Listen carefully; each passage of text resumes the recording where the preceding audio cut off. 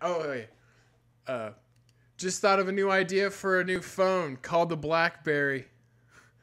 Or no, new idea for a phone, BlackBerry, where you can keep track of things and use a keyboard to type. The sky's the limit.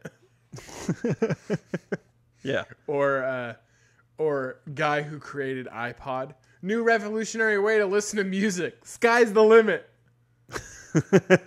Dude, iPod? You know what made me think of that tweet? Or that joke? Was I was looking for some stuff. You know, okay, so I'm sure you're the same way. I'm sure we've talked about it.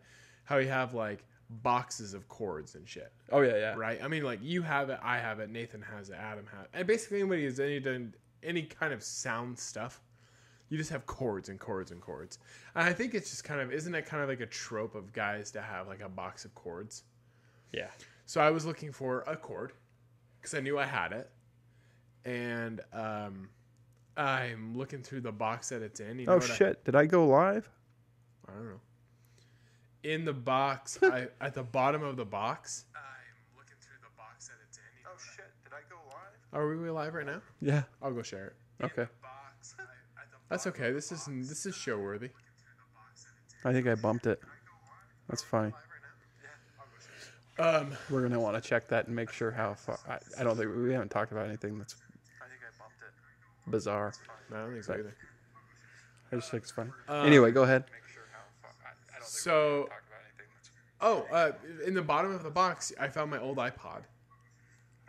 And I remember when I got the iPod, I spent a lot of money on it and was really, really excited to have it.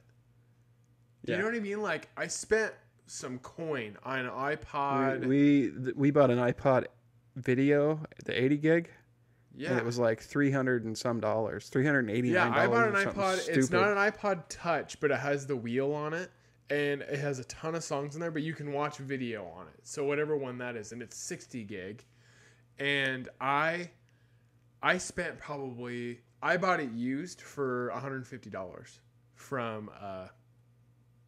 from a tweaker. But $150. He needed the money. Probably for drugs. Boy, now that I'm thinking about it, I just realized you enabled somebody's drug addiction, so that's depressing. But anyway, I bought it, and I remember like being like thrilled about it. Yeah. Sorry, I'm tweeting. That's okay. But then I thought it was. And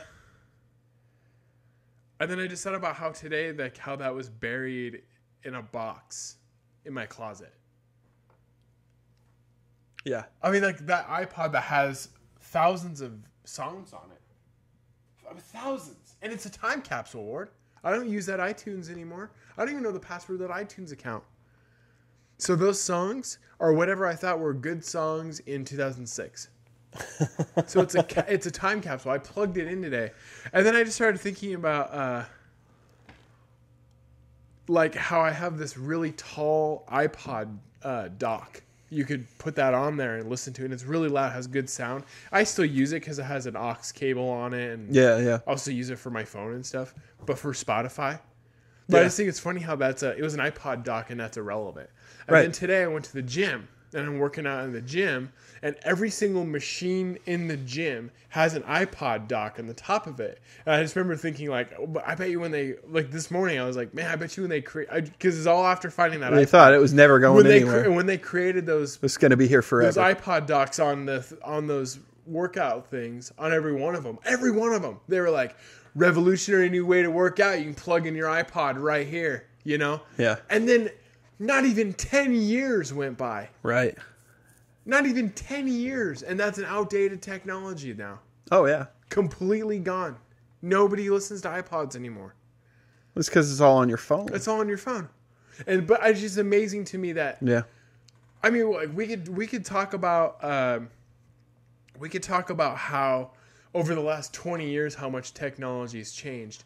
But that is nothing in comparison even just to the last 5 years how much stuff has changed. Right. No, we went just through... overnight, we had iPods and then we didn't have them anymore. So like a technology... was it a revolution, I guess? I don't know. Yeah. And then And then the funniest part about the whole thing is I was like, Apple did it to themselves. Yeah, they created the thing that took out their thing. Yeah. They're like, hey, well, we have these iPods. I bet you like Bill iPod or whatever, you know, like the guy who is like, hey, you know, man, I've sure been seeing a lot of success from my iPods. And they're like, good job, Bill. And they're like high-fiving him. And then somebody in the company was like, hey, what if their cell phones could do it? And Bill's like, nah, it would never take off. Shut the fuck up, Eddie. Yeah, that's a stupid idea. And Eddie's like, well, I just think, you know, he was like, you know, what if our phones could do almost anything that we wanted them to besides, you know? Right. And then somebody else, it was like RoboCop, you know, yeah. How it was like the old guy, like created like the big, like the 2-legged robot, you know, and then it shoots that guy like in the, you know, shoots him dead. And then they're like, well, we got this other idea for this robot cop, you know? And then, like, basically it was like that. Like, the guy's like, what if your phones could do everything that the iPod could do? And then they only had to carry one thing. Right. And Bill's like, no. Well, that's exactly, like, we were talking about all the tech we have sitting here. And the desktop that I have here. Yeah. We could essentially, if we were savvy enough, we could probably podcast from our telephone. Oh, yeah. Well, it's not even about being savvy. We could. I just don't want to. But no, we already have the stuff. Yeah, exactly. But that was why today when I was talking to yesterday or today when I was messaging Tori and Mindy about what to get, and I was like, you don't have to spend. I'm like I've probably spent close to between $700 and $1,000 on all the stuff I have. I'm like, I know Ward has. I know Nathan has. Yeah. Spent between $700 and $1,000 on stuff. I know it for a fact. Mm-hmm. And I'm like, you don't have to do it now. You can start a podcast that sounds like ours. $100. Easily, yeah. And that's what I was trying to tell him. Like, if we were doing it right now, this is what we would do. Yeah. We wouldn't have any of this stuff. We have it already. And we're stubborn and cheap, and I don't want to start over. Well, right. Why would you? I've already spent the money on it. Right. Let's throw it away. 10 years ago. But. Right. Here we go. Okay. Maybe. Seriously?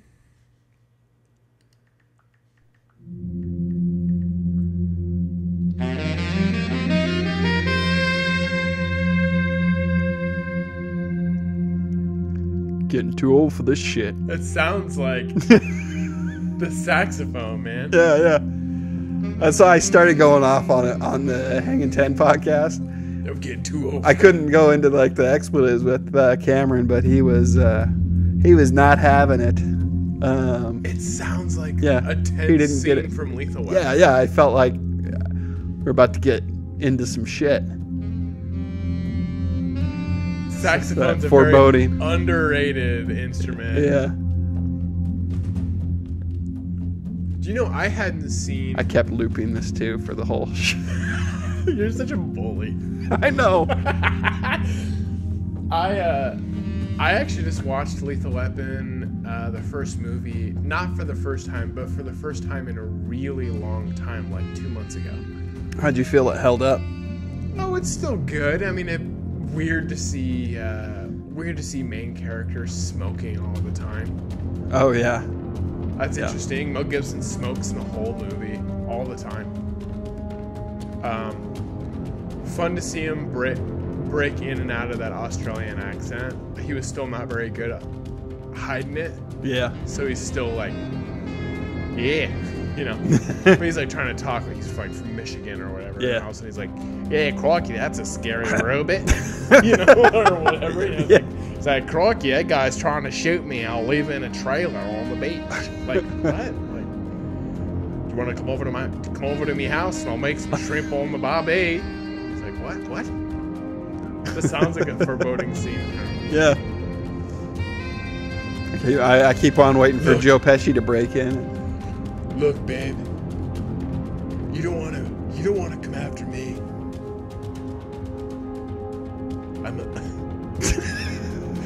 You don't want to come after me. Where I'm going, no one can follow.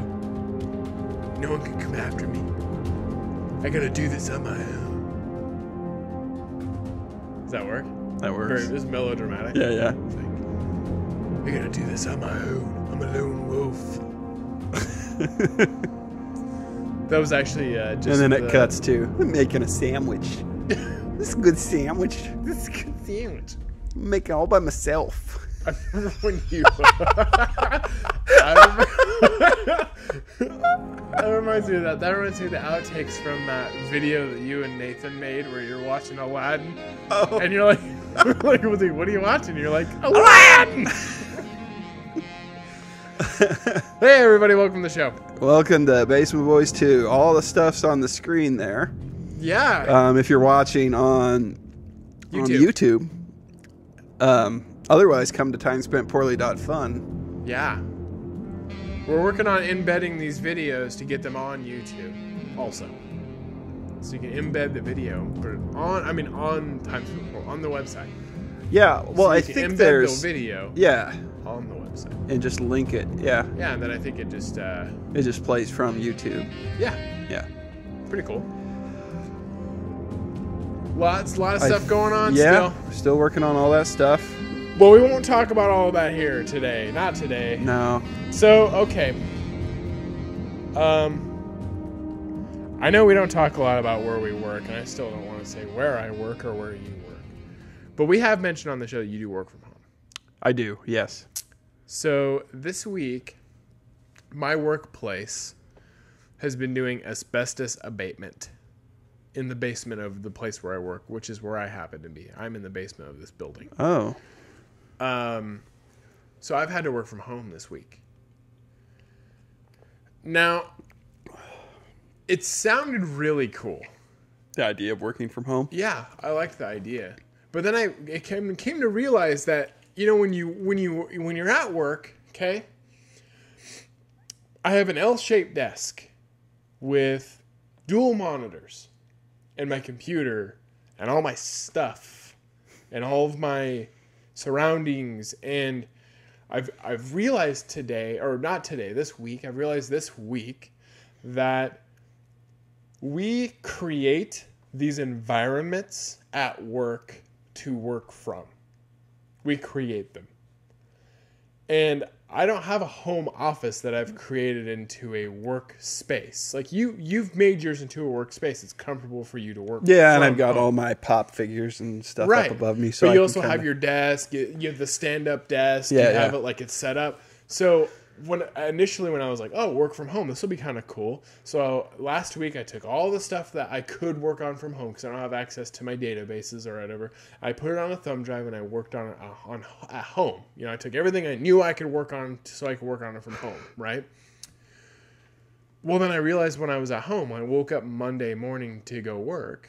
I woke up early in the morning, had my coffee like I do every day. I still got up and took a shower and got dressed like I was going to leave my house to go work. So I didn't work in my jammies or anything like that. I still got up and wore clothes. I was like, because I realized I'm gonna need to mentally be that. You need to have a mindset for it. Yeah. Yeah. So I didn't wear like a shirt and tie. I wore basically weekend stuff, but I still wore like khaki pants and like a. So I just stand at my desk naked. No. In the buff. Yeah.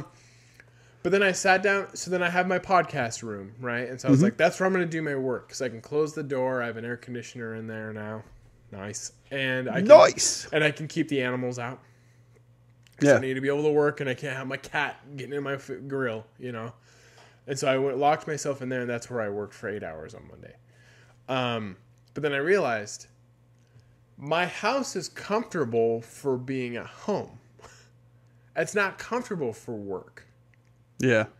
And I also realized I'm a little more social than what I like. I sometimes think that I don't see anybody all day at work because I work in the basement of where I work and I don't see a ton of people. Yeah. But I do this thing every day where I call making my rounds and I go say hi to other people in other departments.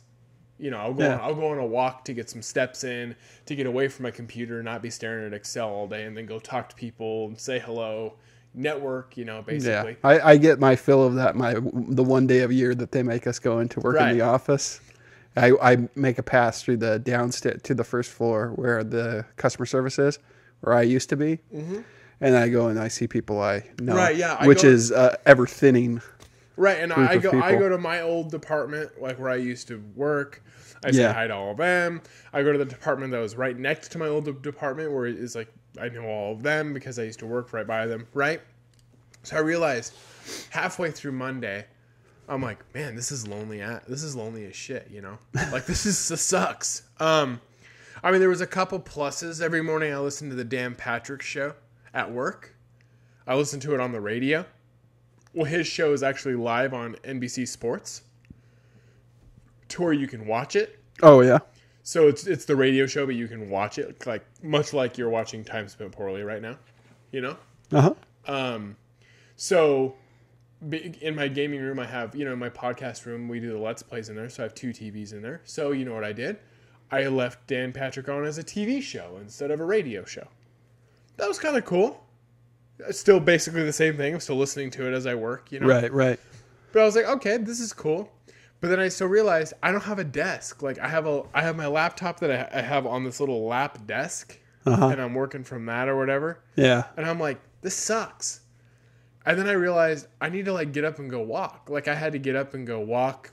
Like at 10 o'clock in the morning, I went and walked around the block just to get some steps in or whatever, Because it's 5 steps from where I was working to my bathroom, whereas when I'm at work, it's like 150 steps. So I realized at 10 o'clock I had 0 steps in, basically. Yeah. And I was like, crap, working from home, I'm going to have to find ways to get creative here to get my steps in. Yeah. So my overall...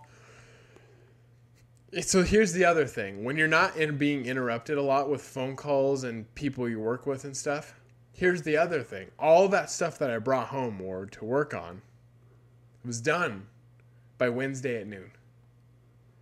Shit. Supposed to be out all week. Out of the office working. So Wednesday at 11:30, I sent in my last thing, and I have a bunch of vacation time, and I was like, hey, can I use vacation time for the rest of the week? I'm not a good liar. I'm an okay liar. I can lie about things. Right. But I feel weird. I don't like to lie about work. I don't like lying about work too. I'll lie to my fiance. I'll lie to my mom. I'll lie to my grandma. Yeah. I'll lie to my family and my loved ones, my friends. I'll lie to my animals. I don't have any food. I'll lie to everybody and everything, But I don't want to lie about work, though. And while, yes, I could have found things to do, like work with a website or whatever, honestly, I didn't want to tinker around and do that from home anymore. And I got stir crazy, and finally I was just like, you know what? I'll see some vacation time, and then I just worked on the podcast room like yesterday and today. Nice. And then I worked on that stand, and I was like, you know what? This is good. So I guess the moral of my story is that working from home sounds like it could be really cool, but in a real sense, unless you have an office. So that's the thing, is if I worked at a place that approached me and said, hey, work from home on a regular basis, but then I went and took the time and built an at-home office with a desk and an actual workspace. A workspace. Yeah. Then I would do it. I could still make that work. But in this case, it was a temporary thing. So I'm using my fun space to work in, and it takes away from it. I didn't like it. I did not like it. I did not like working from home. I even there was somebody who works at where I work, and I needed some information from her, and rather than just calling and talking to her on the phone, I scheduled a meeting so I could go down to work and meet with her for an hour on Tuesday to basically get me out of the house. So I drove down there and said hi to the people I work with and had my meeting, and then went back home and finished my stuff, and it sucked. I didn't like it. I thought I would. I thought it was going to be awesome. I was pretty jazzed. I was like, man, that's going to be cool. Like, yeah. And I even my boss sent me an email and was like, man, how about that commute, huh? And we're kind of joking around about it.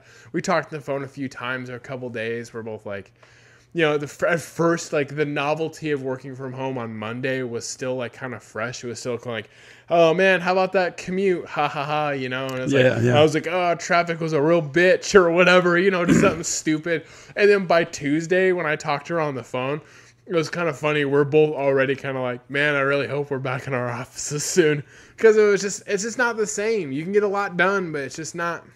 Yeah, it's just not the same.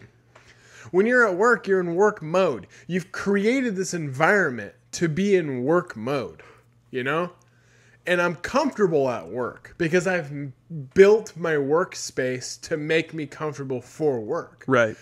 I'm comfortable at home, but I'm comfortable to do home things at home. Right. Now, that same space that I was doing work in is also where I do my homework in. And that setup I have is fine for homework. But it's not for work. Right. Well, homework, there isn't like all the time expectation that you are working. So you can get distracted. You can have those moments where you're like, so here's the other where your mind wanders or whatever. But here's the other part too. To me, work is talking to your coworkers about work-related things too. Because you start planning stuff and you start working on stuff. You're getting to know your resources. You're networking with your coworkers, and stuff comes up. Your phone rings. Your email comes up. Blah blah blah. Like, I had access to my email, and people have my cell phone number. But like, it's just not the same. And I still consider that work. Now, working from home like this, I felt like I was getting even more anxiety than usual because I was working from home. I felt like there needs to be results.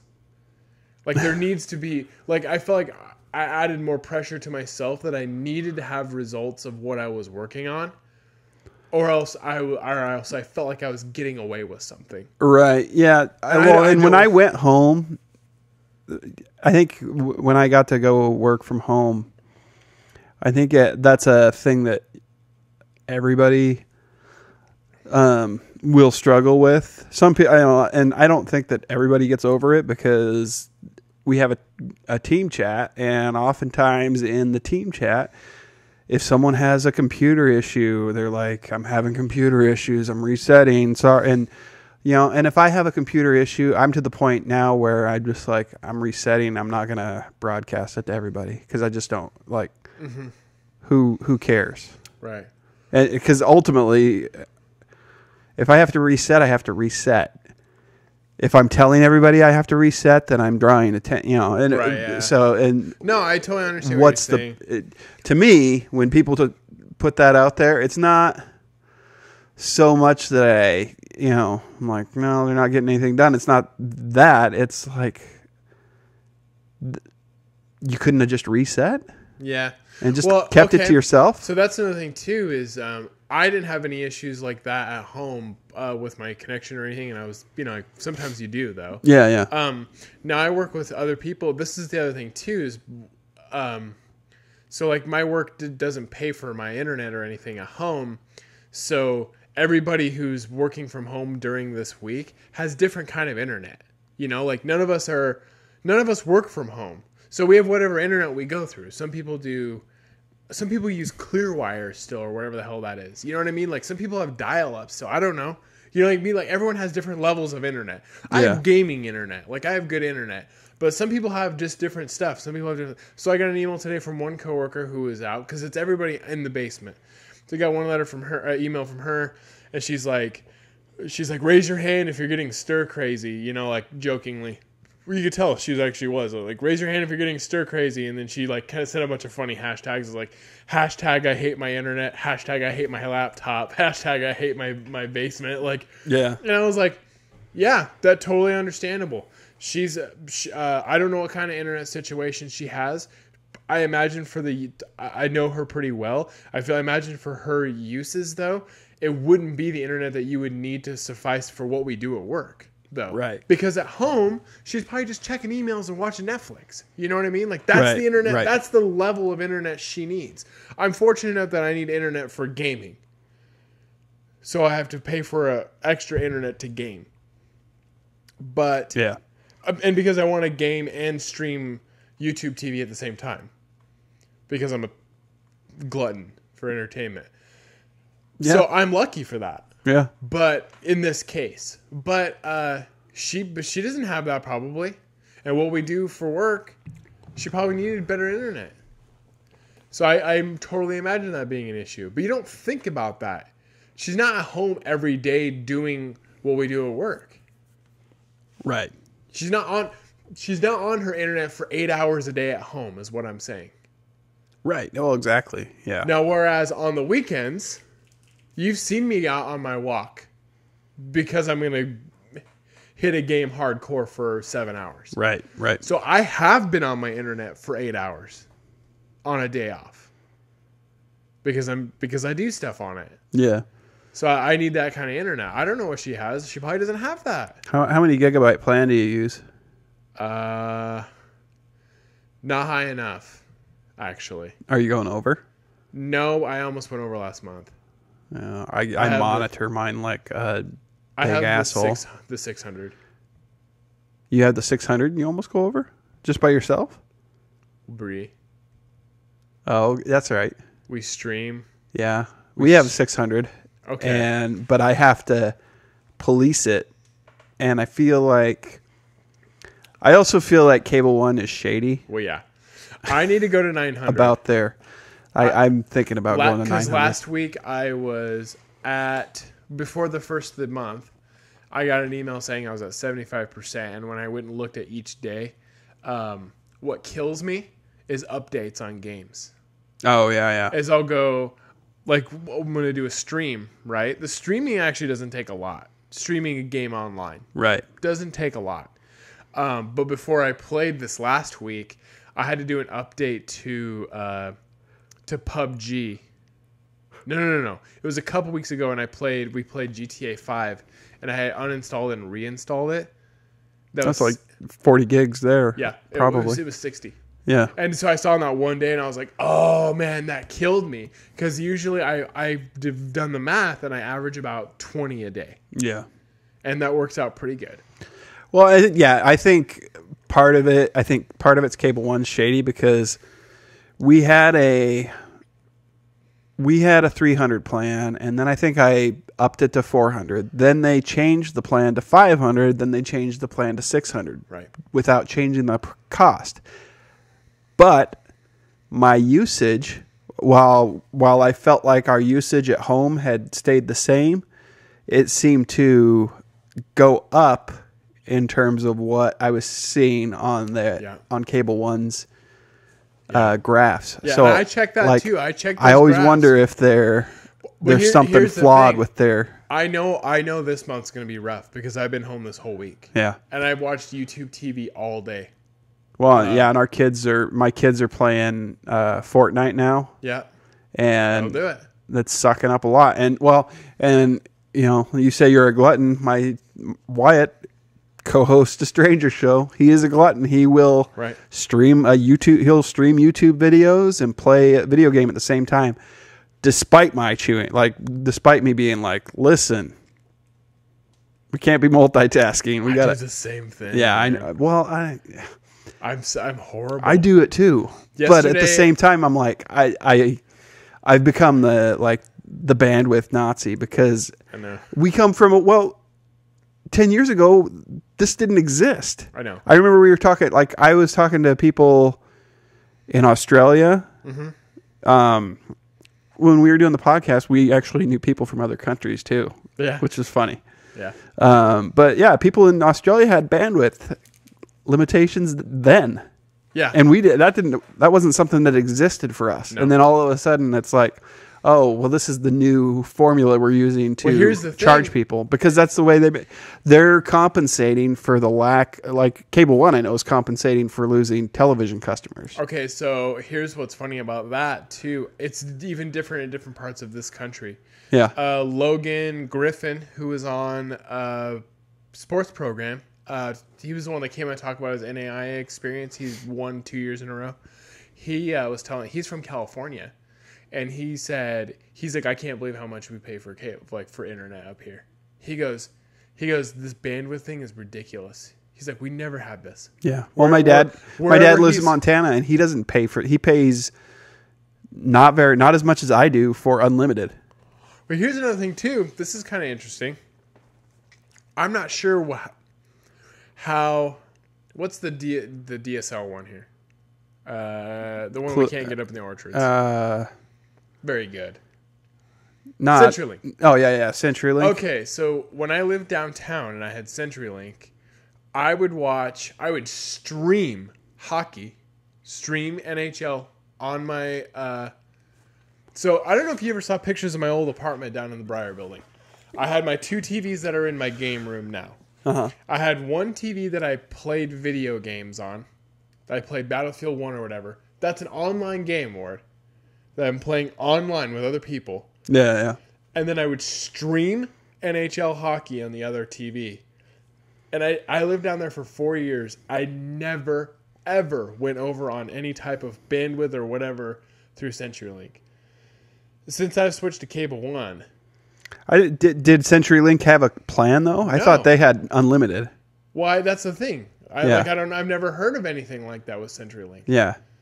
But they don't come up here. But it's Cable One. It's Cable One's doing it to get their cable money back. Well, because we're watching YouTube because we're cutting the cord and Netflix and wait till all the old people die off. Yeah. I mean, I'm not, but I mean, like my wife's grandparents, they're paying like, I don't know if they changed it, but they were paying like $200 a month or something for their cable with the phone, not even including internet. Yeah, I know. And I'm like, fuck, oh dear, that's a lot of money. I know. I pay about $90 a month. That's what I pay for my internet service. And I don't have cable.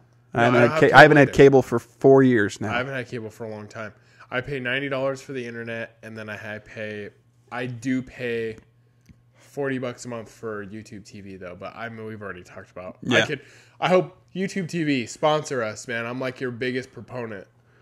It's amazing. It's the best service. My only qualm with it is I wish they interfaced with Amazon, like with Fire Sticks and stuff, because that's like the only streaming device I have right now. My only qualm with them is that they should put their two services together. I have to have 2 apps on my smart TV or my phones or whatever. I have to have YouTube, and then I have to have YouTube TV. Oh yeah. Whereas if they just made it to where you could watch YouTube videos on YouTube TV, it'd be the end. I mean, seamless. Yeah. Maybe one day. I don't know.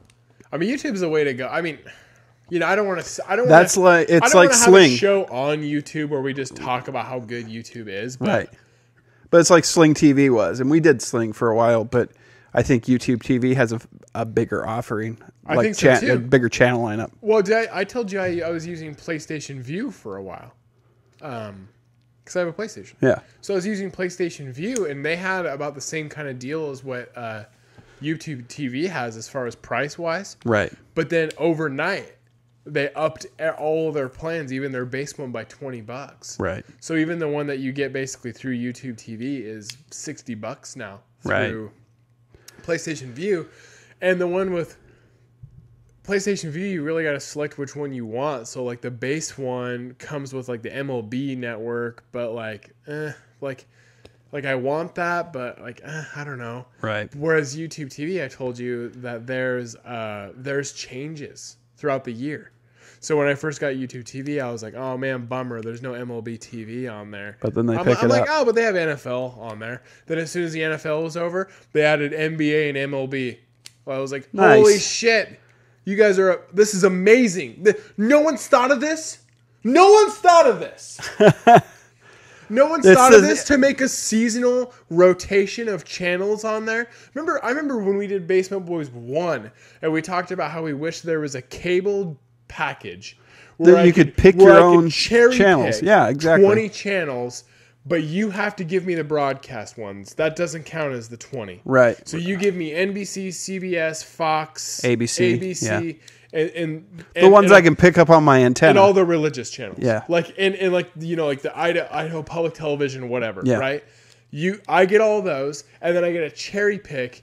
Even if you really think about what channels you watch, I said 20. Honestly, 10. Probably 10. Yeah. 10.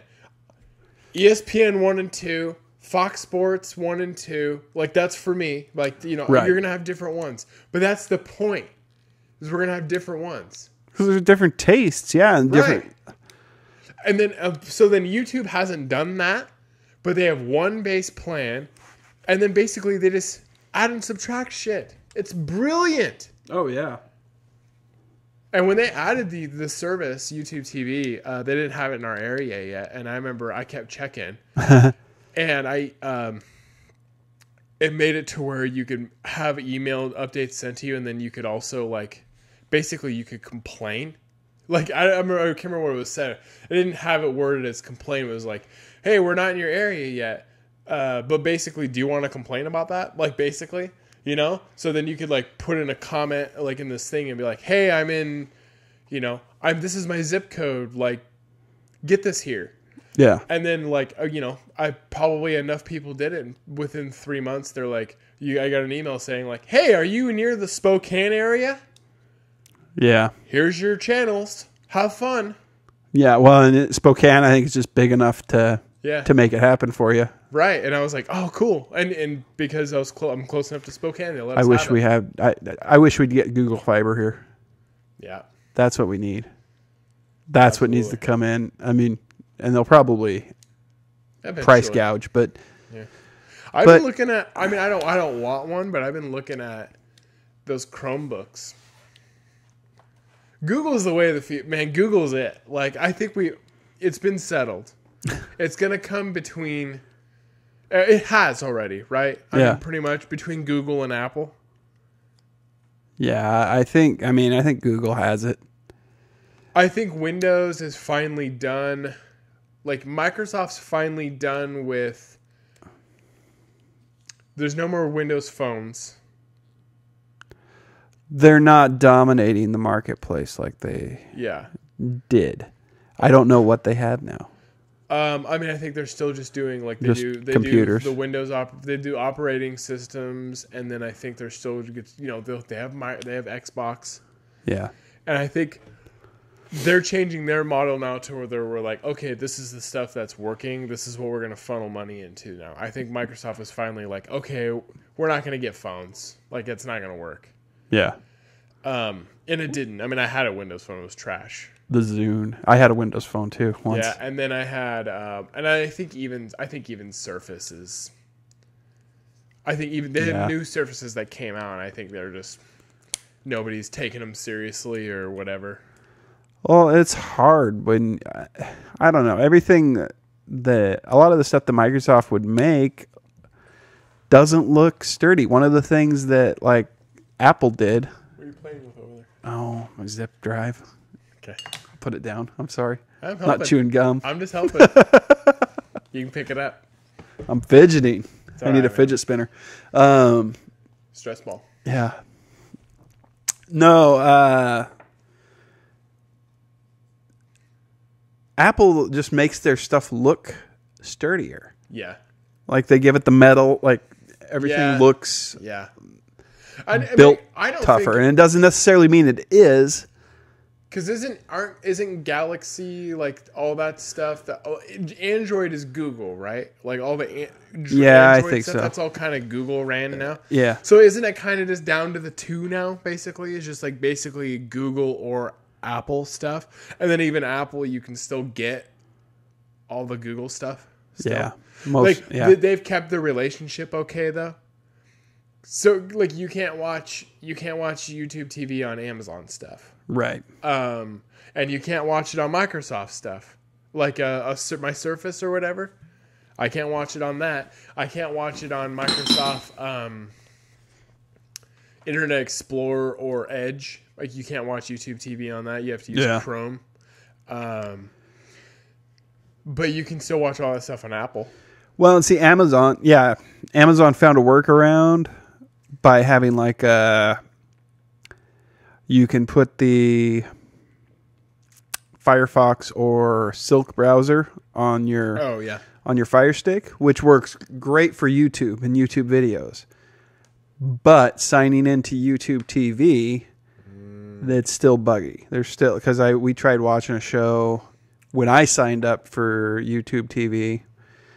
I did the week trial, and then I forgot to end the week trial on day 8. I ended it, so I've got YouTube TV for a month. A month, yeah, but it's all right. Oops. It's worth it. I justified it for Cobra Kai. Yeah, I was like, I'll pay that for having the privilege to see that show. That's another thing YouTube TV could also get better with, is letting us know if you have YouTube TV, you have access to the other YouTube Red stuff. Yeah, because that's pretty separate. And even when I'm on YouTube, it's like, hey, I noticed you keep closing out of there. Do you want to get the YouTube Red? And I'm like, well, I have YouTube TV. I must not have access to everything I could do with YouTube Red.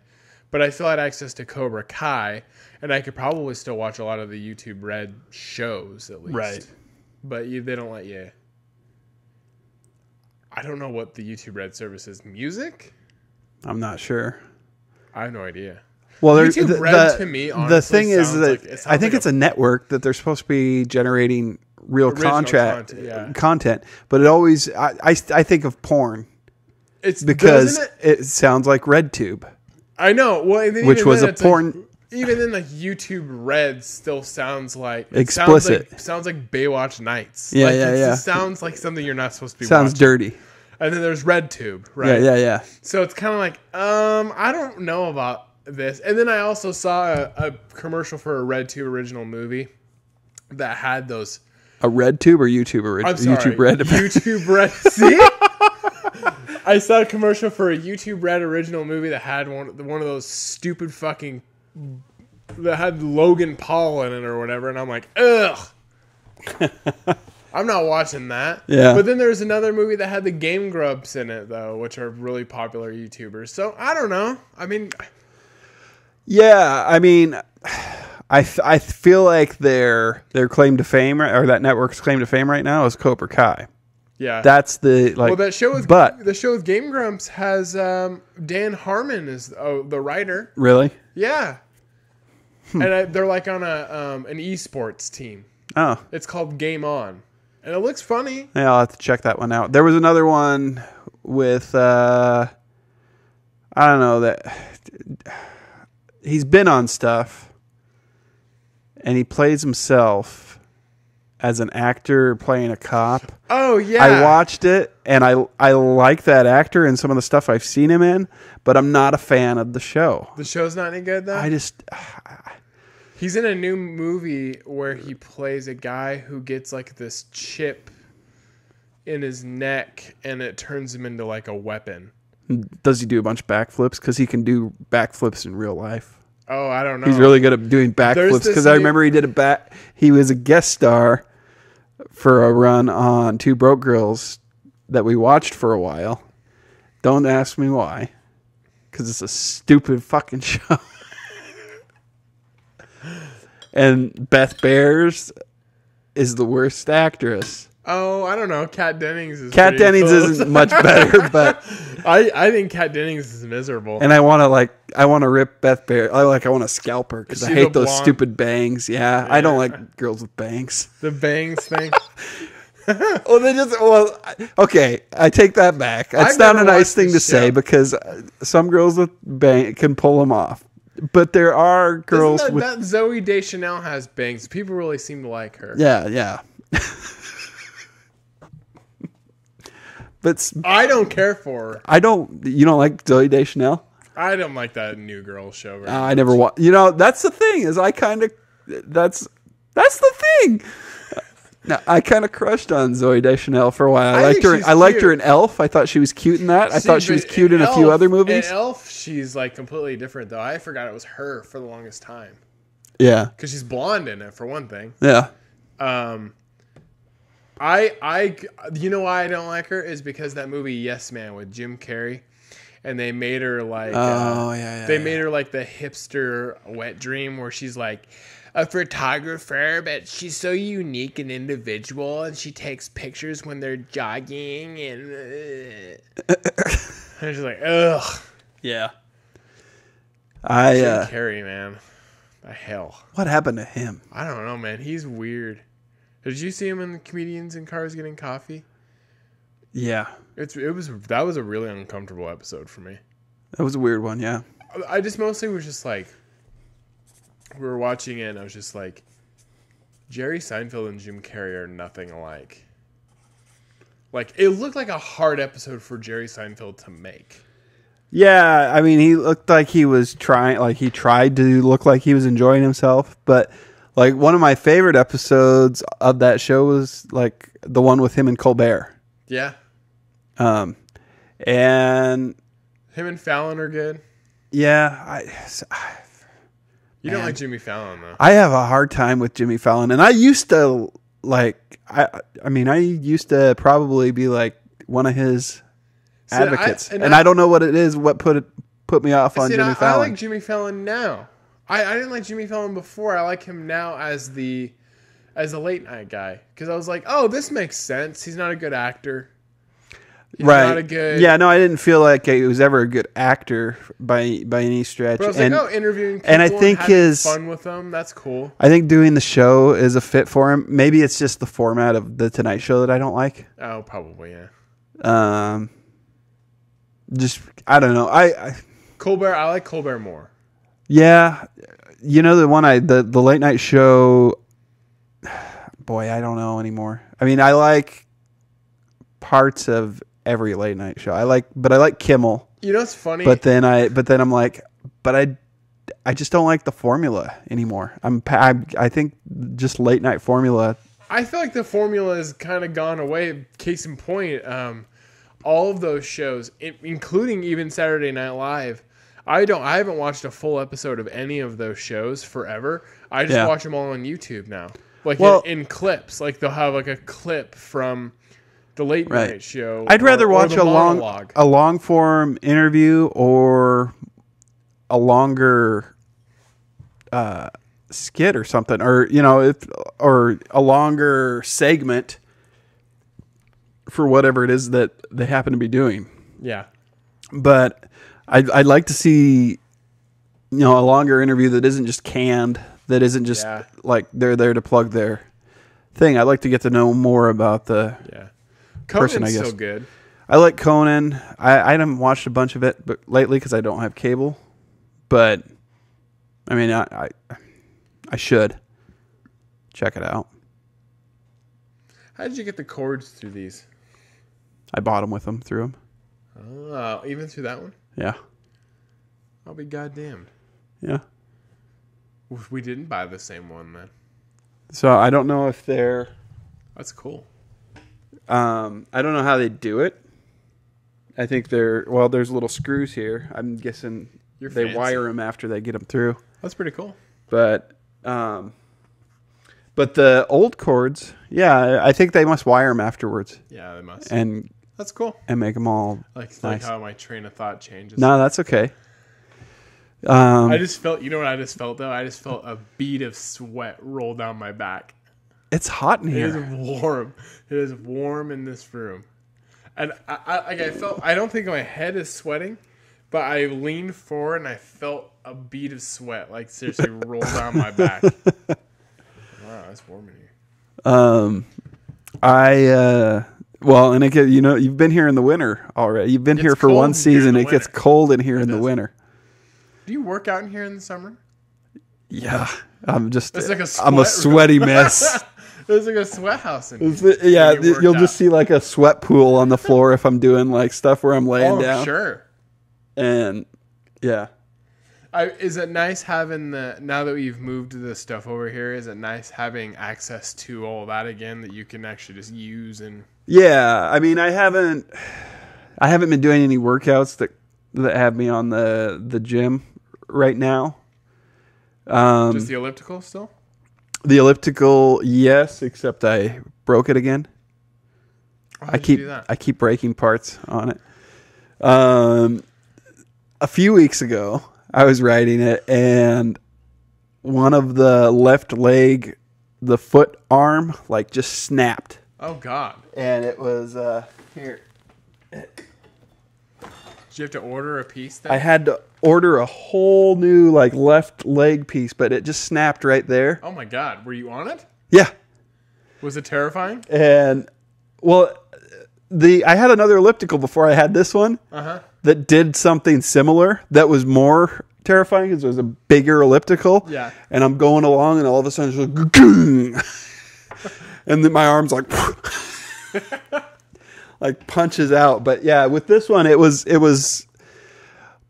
still startling, but at least I kind of braced for it more. And I think part of it was, I always kind of ride it gingerly anyway. Like I'm just kind of nervously waiting for something to break on it because it already kind of creaks and stuff. And I'm way under the weight limit that they say is for it. So, and I have parts covered for 2 years on it. Yeah. So when I call, I'm always thinking, they must just be thinking, what a fat ass. Keeps on getting on his elliptical and breaking. Do you ever just call them and you're like the people that call into the Dan Patrick show? You're like 6'2", 219. Bing! Well, this is my third replacement part because I broke one of the arms. The arm going down to the leg, I snapped one of the nut heads. Just snapped, and that one was worse than the one where the pedal broke because the pedal just kind of jolted me down. But again, when the arm went, it was like, and you're like, whoa, okay. So then you get yourself kind of figured out, and then the other day I'm on it, and all of a sudden on the right side it starts as it's making the revolution. Where that gray arm is coming, it starts making, on the other side though, it starts making this rubbing sound. So then I like take it apart and I investigate, and there's like a little plastic like beveled washer that goes in there on one of the parts, and it wore out and just broke. Oh wow! And so you had to call him again. I had to call him again for a washer. Again. Yeah, this time it's wore it again. Yeah. Oh my God. You gotta lose some weight before you get on the elliptical, you asshole. And we'll send that part to you. And what is your weight again? Yeah. Just checking. Just want to make sure that you're not over the weight limit because your warranty actually doesn't cover you being too fat, fatty. Now why don't you go ahead and keep your fat ass off that thing, and then you'll quit fattening it up. He's just like, God, you're really insulting. Yeah. And he's just like, love you, Ward. And you're like, Dad? So yeah, I'm on my third service call with that thing. But I was impressed the other day because Is it pretty easy to replace the stuff though? Yeah, I mean, I've got two parts one part that is completely functional because that I haven't ever put on. Because they sent a screw, or they sent the bolt that I snapped the head on the one arm piece last year. Oh wow! They sent a bolt too, so I just replaced the bolt and kept the part as a spare. Then there was these two. This one I did on my own, but they had like two flat, thin washers that just kind of wore out and like snapped. But I found a hose washer. Okay. Was like the exact thickness. So I stuck the hose washer in there, and it's been fine since. Until this new issue that's come up. But the company's out of Washington, so they say it's like going to take 5 to 7 business days. Yeah. But every time I've called to get a part sent, it's here in a day. Oh, that's good. Like I called on a Monday, and the part came on Tuesday. That's good. So. That's pretty good. Good stuff. Yeah, I mean, I imagine it's still nice having it when it is running. Yeah, and I used the shit out of it. I paid I want to say almost $600 for it. But if it lasts 2 years and I paid $600 for it, and it breaks or whatever, and it's irreparable, and it's not worth paying, because I'm covered for parts for 2 years. Right. And then in December when that runs, if I break something afterwards and I'm just like, I don't want to pay that to replace the part, then I'll buy a new elliptical or something and you still different. don't even know how much those parts are going to cost. Right. And they might not be that bad. Yeah. So, I mean, it'd probably cost more to service it, but if you're well, and like just buying this part, I could probably take it to like Gateway Materials and have them weld it. I'm sure, yeah. But they play a disclaimer for you that someone may contact you to collect the broken part to get back, and they'll send you like packaging to do that. But no one's ever, of the 3 times I've called, no one's contacted me to retrieve, and it's within a week. If no one contacts you within a week, then you know what you could you're good to go. You could buy a new one, right? Then just use it for parts. Then call them every. Yes, you could do that too. You could buy a brand new one, keep this one, then call in every single part on that, and build one like Johnny Cash, one piece at a time. One piece at a time. Yeah. Well, I see, and I thought about, this is how my mind works, and this is bad to say. I'm like, it's only a matter of time before the right leg does the same thing as the left leg did and snaps right there. It's only a matter of time. Right. What happens if it happens a day after the warranty goes? So I'm like, I thought about doing one of two things. Here we are talking about lying. Right. I thought about intentionally snapping it, and I'm like, well, no, that's stupid. Right. So then I thought about what I'll do is I'll take a picture, and then I'll reverse the picture. Oh, yeah. I'll mirror image the picture, or I'll get a mirror and take a picture of the leg through the mirror. Sure. Because I'm that kind of psycho that thinks like that, and be like, hey, check it out, it broke. Then I've got this part basically on layaway at my house waiting. And the only way I have to, and if they like say we need to collect that part, that's when I take it off and I break it. Okay, so I send it back. Here's the scam I used to run. Okay. I'm not proud of this, but I was proud of it at the time. But I'm not proud of it now. And this is not an admission of guilt. If this gets me in trouble, I don't know. I don't know if it does. Okay. So, I used to, Walmart. Some people call Walmart Rent-A-Center. Because you can return a half-eaten sandwich. Yeah. I mean, they don't give a crap. Yeah. Because, the store itself has a really good return policy, and then the employees just don't give a shit. My mom used to work at Sears, and they used to have a really good return policy, and people would bring in like T-shirts that were worn the shit out of, and be like, "I need my money back." Costco has a really good return policy, but I don't do it to them because they run a good business. Yeah, and I haven't done this in a really long time, so. Before I get any judgments on this, I want you to keep in mind I was like 15. So, this is when the Xbox, not Xbox One, because that's the current console, because that doesn't make any sense. It was just Xbox. So it wasn't even Xbox 360, it was Xbox. Was it the Xbox that came after the original Xbox? The little one that looked like a CD? I bought one of those. It was like... No, it was just regular Xbox. Okay. The original. The original Xbox. So this is how long ago this was. Okay. And the for whatever reason, the old remotes, the old controllers that they had, the stick kept breaking on them. And I don't know, maybe if I was just playing it too hard or get too intense, it would just wear out. It would just wear out, though. So I started doing this system where I would go to Walmart and buy a brand new controller. Then I would get the controller home.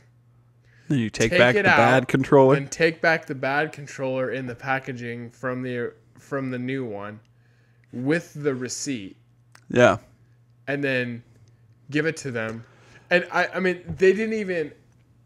Yeah. There's no. This happened to me the other day. I bought This is someone's not a justification. merchandise that they did that with. Oh yeah. And I'll tell that part in a minute. But yeah, exactly. There's no justification for it.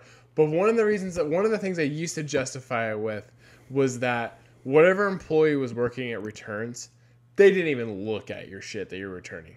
Yeah. And the package would be all cut open, and I'd be like, it didn't work. And I had done it like a few times. I don't know. I make it sound like I did it 10 times. The controllers were better than that. Honestly, this probably only happened 2 times.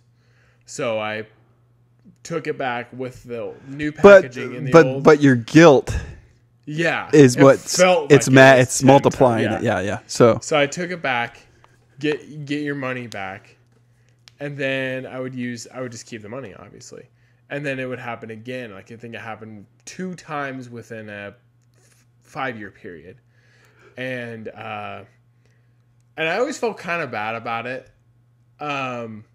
Mostly because I just knew what I was doing was wrong. Yeah. I mean, wrong because I was definitely like cheating, but definitely, if I wanted to play that Xbox, that's what I had to do. I didn't have $60. I mean, a new controller is $60. Right. I wouldn't do it now, because now I know that first off, I have money now. Well, I guess that's the big thing. Right. I can go afford a controller now. I was 15. Do you know how many lawns I was going to have to mow for a $60 remote control? Yeah. That's funny. The price of those haven't gone up. They'd stayed stagnant. Same as like video games. Thing. Yeah. We talked about that. A new video game is still $60. And it was $60 24 years ago. It was, yeah. I mean, except for now, a game could be $60, but you're not getting the whole game anymore. Right, you're buying the DLC or whatever. Yeah, they rip you off now. Now, it used to be a brand new game cost you $60 and you got a whole game. But now you can go buy a game for $60 and 2 months later they release DLC to make it a more complete game, but still not. Yeah. That's kind of a ripoff. I will say there is one game that is still notoriously worth the money if you bought it brand new in 2013 now, and that's Grand Theft Auto 5. I don't know if that's one I have. I think I do. GTA 5 has managed to release new content over the course of it being a game now to still keep it a new game that's free. You don't buy new expansions for it or anything. Or nice. DLC. And they just keep releasing new stuff. They'll do they added this thing called heists. They added these things like these doomsday heist. They just keep adding content and crap to it. And you're like, man, this is... So if you bought GTA 5 for $60 in 2013, I think, or 2012, I can't remember. Probably 2013. 2012 or 2013. I mean, maybe... I feel like it was 2013. You're still getting your money's worth. That's nice. It's 5 years later. And that game... And people are still playing that game.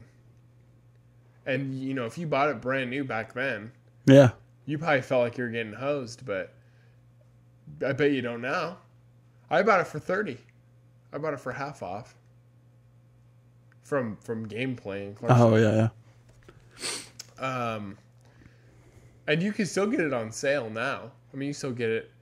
Like the Xbox store will run it for $30.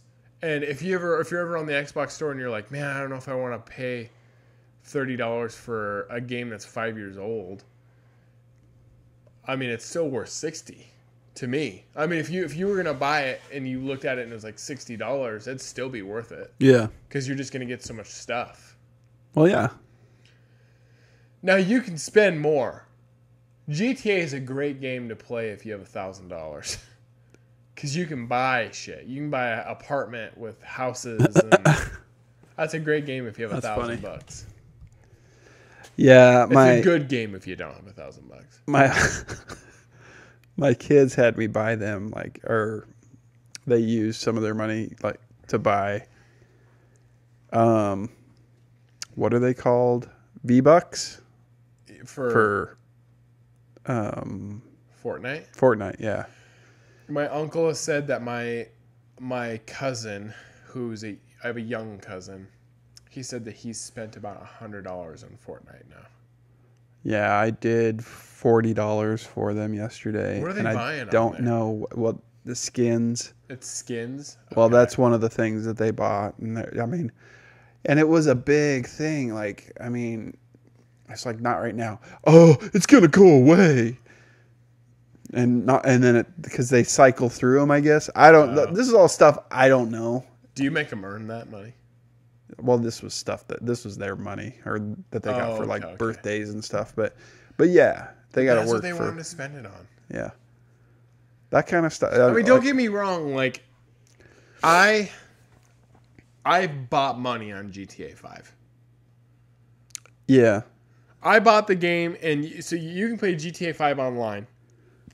And on the online mode, you can have an apartment with a garage that you can save your cars in and shit. Yeah. And I've spent human money on a video game to buy like the apartment or whatever. And It costs like $1 million in the game, which cost me like $20 in real life.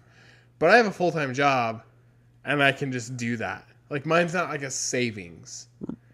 Mine's like, I have $20. I could spend it on like a movie or drinks at a bar or this, or save it for something that'll be worth it my life later, worthwhile. Yeah, right. Or I can spend it on this game.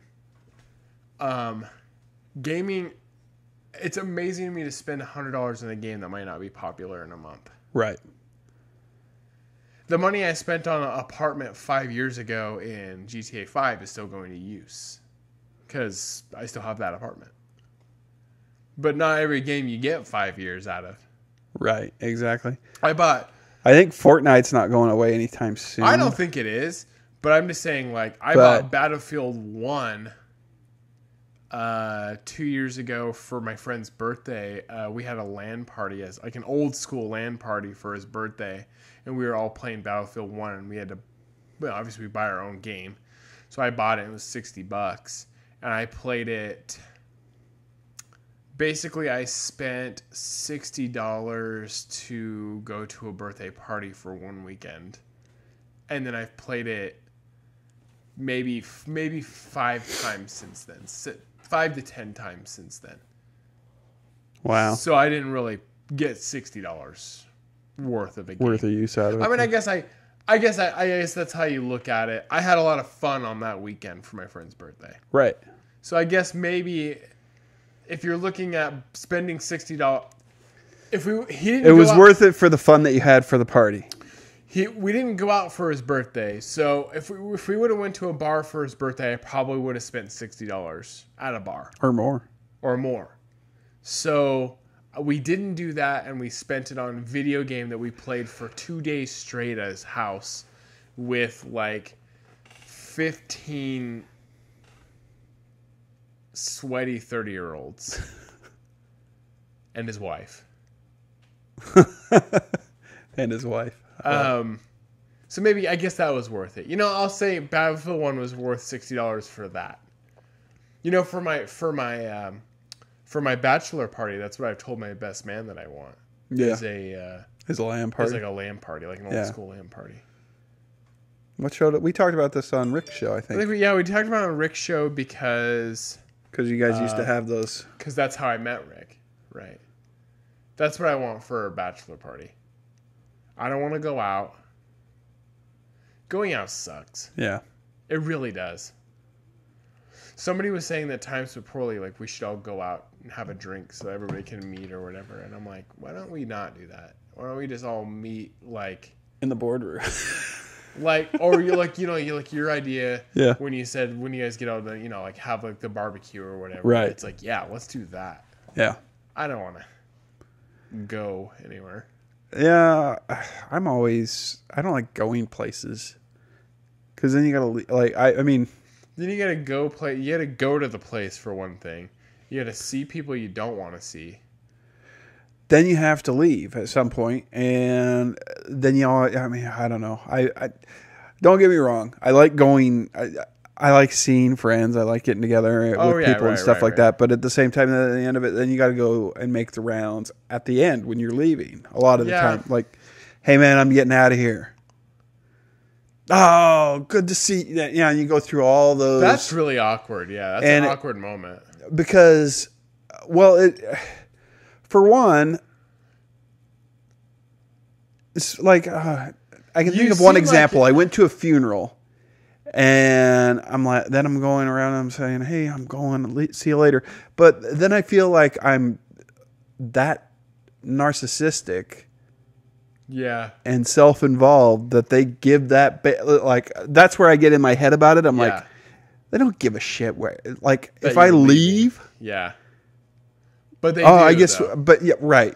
I guess Ward left. They do though, because if you're at a bar situation and you're at a table, let's say you're at a table full of people like Pizzari style, right? And if you were just to stand up and be like, "Well, everybody, time to hit the old dusty trail, bye," and didn't say individually goodbye to people, there are people who will get upset at you. Right? Exactly. I know, and that's why you do that weird, awkward courtesy where you go around and you say goodbye to people. And there's people. Sorry, there's some of you out there I don't want to say bye to, but I'm doing it obligatorily because is that a word? Well, I don't know. I don't care. I'm doing it because if I don't, your nose is going to get out of joint about it because And there's still enough of me or you. There's still enough inside to care. That have those like you're right. I've got a little bit of manners. I still have like 1% left, but that 1% will bother me that you were upset that I just bolted. Right. Especially so I've been in situations where it's like, I'm at Hogan's or whatever, and I'm like, the one person I was there to see is like in the bathroom or talking to somebody or something, and I'm like, God damn it, I want to leave.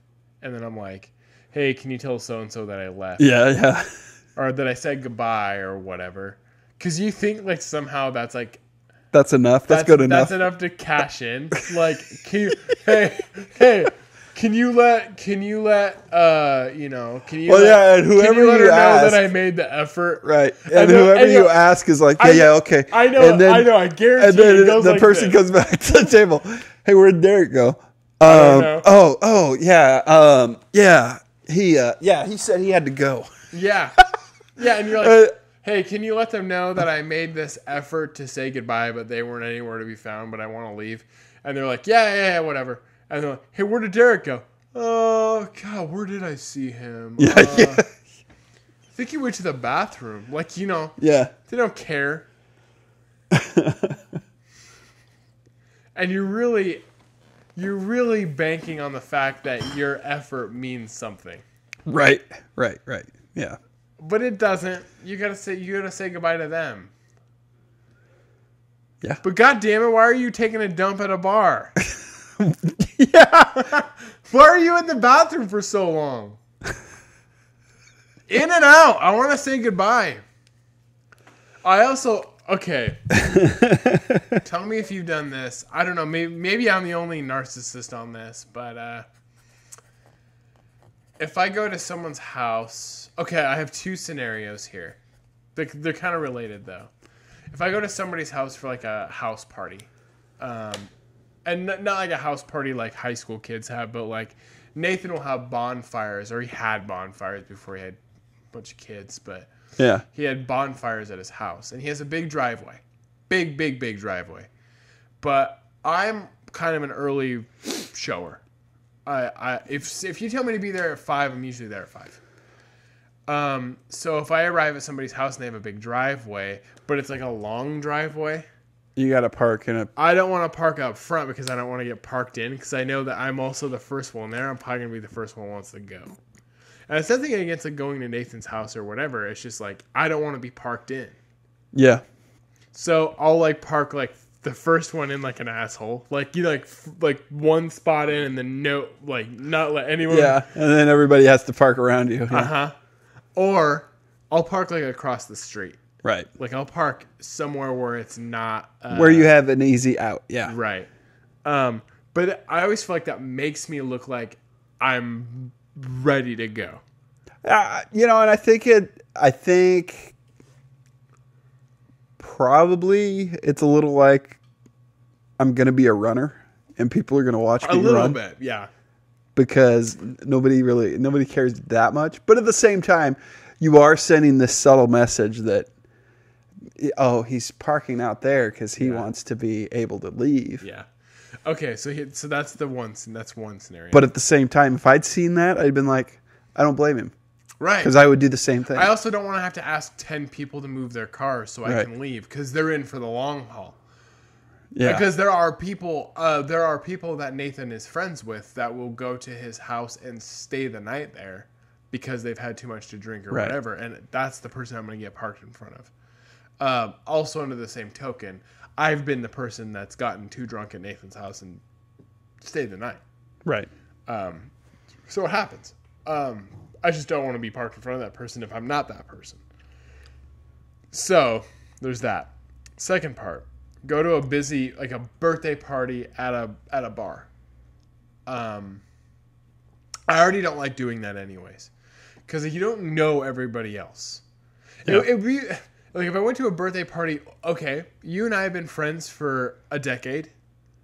More or less. Yeah, about a decade. 9 years. 9 years. So a little shy of a decade, right? If let's say Nicole had a birthday for you at like Zany's, like Z Pub, like the new place, that's a nicer place ish for drinking or whatever. Right. Let's say she had a birthday for you there. Okay, I'm friends with you. I'm friends with Nicole. We have a few intersecting friends. Otherwise, I don't know anybody that you know. Right. I mean, realistically, I really don't know anybody that you know. I certainly don't know anybody that Nicole knows. So if I will go to a birthday party, I already feel weird because I'm going to have to meet a bunch of people I don't know. Because you and I are friends. Right. But it's not like I know everyone that you know. If you went to my birthday party, you don't know everybody that I know. You've gotten to meet more people that I know because they've been on the show. Or we talk to them on Facebook. You know? Right. But it's not like, we don't have the same intersecting, 100% friends.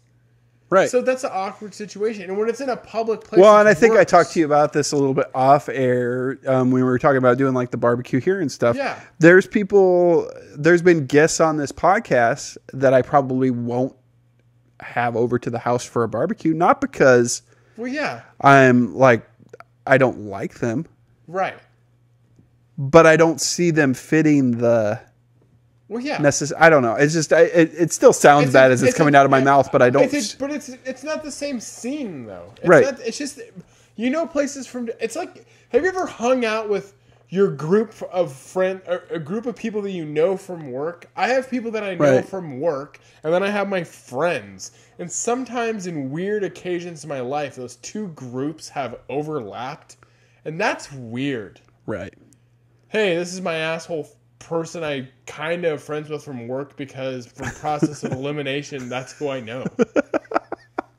Yeah. Like we choose to be friends. We've been friends for 9 years. Yeah. We still have maintained a friendship even during a time where we weren't even like hanging out. We still kept in contact. We're still friends. That's the definition of friendship, is you have contact. You're able to pick it up, right? Yep. Well, when you're friends with people from work, that's like process of elimination. If you work with 10 people and you hate one of them less than you hate the other 9, then by default that becomes your friend. Because that's what you got. Because you can't just work with 10 people and not make friends with a goddamn one of them. Right. Because that's a shitty work life. Oh yeah. I mean, so you're gonna have at least one person there that's kind of your friend. Okay. Look, Martha. So that's just what happens. So you go to a bar. So I was saying, you sit at a big long table, like a booth. Yeah. I always try to get on the end. I don't want to have to ask 6 people to scoot out. Yeah, fuck that. We went to Infinity Wars. And Bree wanted to sit in the middle of the aisle, like in the middle. And I'm like, you're gonna learn, and you're not gonna want to do that. Lo and behold, hour into the movie, We always sit at the top in the corner. yeah. That's usually where we always sit. Well, I usually every time I sit in the theater, I always at least sit on the end Yeah. because I'm like MTV News, man. On the hour, every hour, I gotta go to the bathroom. So Infinity War's 2.5 hours long. Halfway through it, I'm like, yeah, I can't hold it. And she's like, no, you can wait. And I'm like, no. I've been holding. She's like, hold it. I'm like, I've been holding it for 40 minutes. Like, I'm gonna piss my pants. I can sometimes hold it through a movie, but it gets urgent when it's over. Yeah, I know. Like- I'm like Marlon Wayans in White Chicks when he's running to the bathroom. He's like, move, bitch. How did you like Infinity War? I liked it. Sad. Ending sad. Well, yeah, but I don't feel okay. I mean, every one of the we can characters. talk briefly about it. I don't want to like dig in at the end of the episode, I mean, every but single one of the characters that is not there anymore is ones that you. I mean, you can't be that sad. What are they gonna not make any more Spider-Man movies? well, see, but I feel like, yeah, that's the thing is I think there's not a lot at stake No. because I feel like I don't know what's going to happen, and I think he's going to use the time cube and go back or something. Or, Zach has a theory. The theory is everybody that didn't disappear. Sorry, spoilers, by the way. At the end of this episode, by the way, spoilers. spoilers. Anybody that didn't disappear is the original Avengers. If you watch this, all the original Avengers with a couple here and there. Rocket Raccoon didn't disappear. But it's all the original ones that their contracts are expiring. So he thinks in the next movie, they bring back all the characters that disappear that obviously have a bunch of more movies coming. Guardians of the Galaxy, Spider-Man, freaking Wakanda or whatever. All those characters that have 10 movies coming. That's the next phase of Marvel. Yeah. And then all the ones that didn't disappear, with the exception of a few of them, because their contracts are expiring, they'll die. Yeah. Like Captain America, Iron Man, Thor. Yeah, I think Iron Man's gonna die for sure. Yeah, I think so too. But that's Zach's theory, and it's a pretty good theory. Yeah. Like, they're gonna give them one more movie. They'll bring back everybody in the next movie. That'll be like how Yeah. they'll bring everybody back. It'll be like a feel-good moment. Yay, everyone's back, and then those dudes will die, bringing them back. For real die. Yeah, not just. Yeah, they'll be dead, but that'll be for real because Chris Evans doesn't want to do Captain America anymore. Yeah. And you know, Robert Downey Jr.'s done. Yeah. none of them want to do it anymore. Yeah. They're old. Well, I mean, they're old. Well, fuck. Robert Downey Jr.'s been in how many now? He's been in 3 of his own, and then he does heavy cameos in all of them. Yeah. And he's So- also said that he basically, after Iron Man 3, I guess he said basically his body is just like, he just can't do them anymore. Yeah. Like, or maybe just doesn't feel like he's able to. Yeah. He's very physical. Well, you know, you see a lot of it is just his face in the thing. But anyway, that's been this week's show. But he's still got to have a good physique and stuff. Right. That could be part of it. He's just let himself go. I told Bree today, Hugh Jackman said he didn't want to do Wolverine anymore because he wanted to eat cheeseburgers. That's a real thing. He said he wanted to eat cheeseburgers. Yeah. I just imagine doing a character for a decade and having to keep Hugh Jackman's physique probably gets tiresome. 20 years. He did that character for, Yeah. or 18 years or 18 something like that. years, Something yeah. stupid. So imagine he had to keep chiseled Wolverine abs for 18 years or whatever. When X-Men 1 came out and when? I was in high school. Yeah. 2001? Yeah. Also, Logan was amazing. Yeah, it's so good. Such a good movie. Anyway, Yeah. we'll end on that note. All right. All right. Thanks for And listening. then Wolverine's chiseled abs. We'll see you next week. Or we're taking a week off, but we'll be back. Yeah. Times with Poorly.fun. Yeah.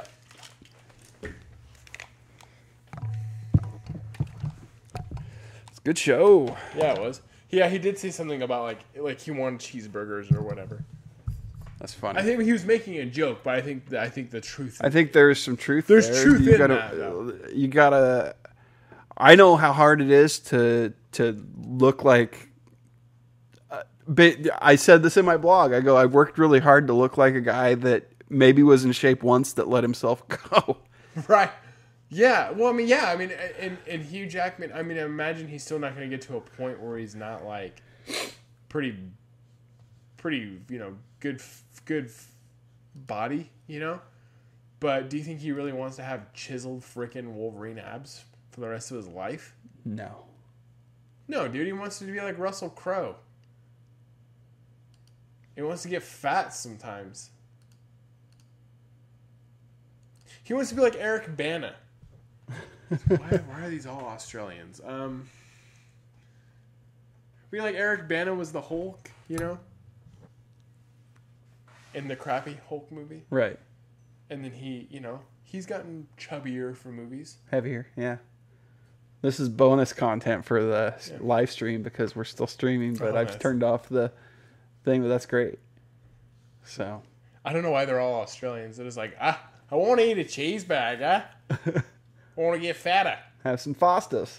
Seriously, though, I imagine that would get... I have to... It would be trying. You have to work out to look like a guy that could have been fit at one point and let himself go. I have to work out to not be on my 600-pound life. Like, I have to put in that much work to not be... Like, I'm obese. I want to not be morbidly obese. Yeah. I am still down 25 pounds, though. So I'll take it. That's awesome. Yeah, I thought so. Or between